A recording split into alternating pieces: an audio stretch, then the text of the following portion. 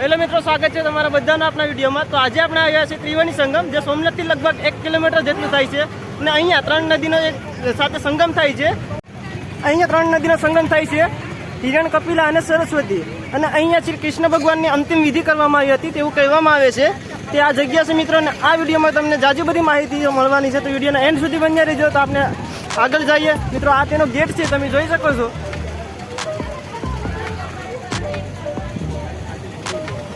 આપણે અંદરની તરફ એન્ટ્રી કરીએ મિત્રો। અંદરની તરફ એન્ટ્રી કરીએ તો અહીંયા આપણે ગાય માતા જોવા મળે છે।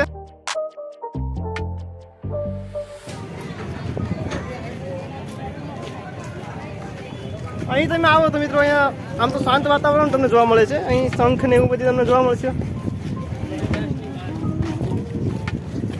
ને અહીંયા મિત્રો ધાર્મિક કાર્ય પણ આ જગ્યાએ કરવામાં આવે છે, તમે જોઈ શકો છો। આ જગ્યાનું નામ ત્રિવેણી સંગમ એટલા માટે પાડવામાં આવ્યું છે કે અહીંયા એક સાથે 3 નદી મળે છે, હિરણ, કપિલા અને સરસ્વતી। અને ત્યારબાદ તે નદી આગળ જઈ અને સમુદ્રમાં વિલીન થઈ જાય છે।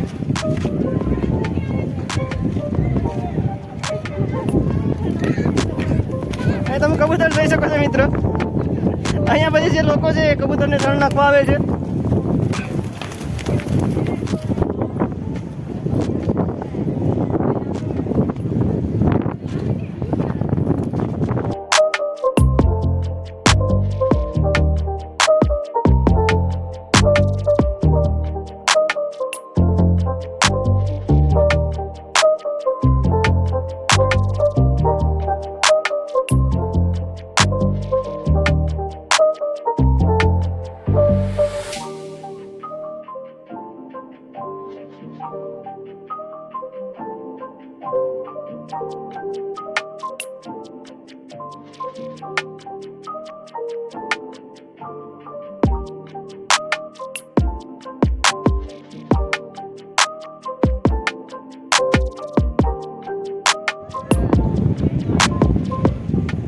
મિત્રો અહીંયા મોરારી બાપુનું ઘર પણ આવેલું છે, તમે આગળ જોઈ શકો છો વિડીયોમાં। જે આગળ છે તમે જોઈ શકો છો, જે ઓલું તમને ઘર દેખાય છે તે મોરારી બાપુનું છે।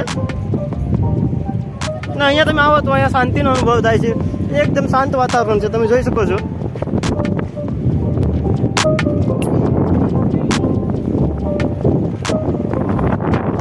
તો મિત્રો આ વિડીયોને આપણે અહીંયા એડ આપીએ। તમને વિડીયો કેવો લાગ્યો તે કોમેન્ટમાં જરૂરથી કહેજો। મળીએ પાછા આપણે બીજા વિડીયોમાં।